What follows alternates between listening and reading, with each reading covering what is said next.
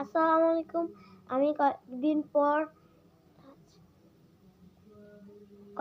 পর আমি চলে যাব আমার দাদা বাড়ি।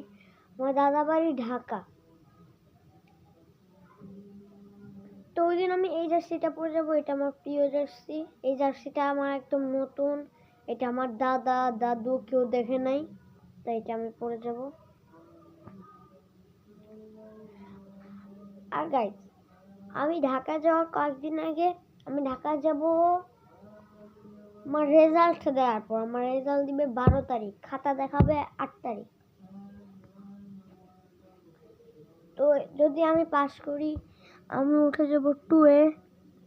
হ্যাঁ, আপাতত 1-এ পড়ি। আমার এখন ছুটি, তাই দেখছেন এখন আমি শুয়ে আছি। এখন শীতকাল, শীত। ডিসেম্বরে দিবে আমার রেজাল্ট। ডিসেম্বরে খাতা দেখাবে, ডিসেম্বরে খাতা দেখাবে 8 তারিখ, রেজাল্ট দিবে 12 তারিখ।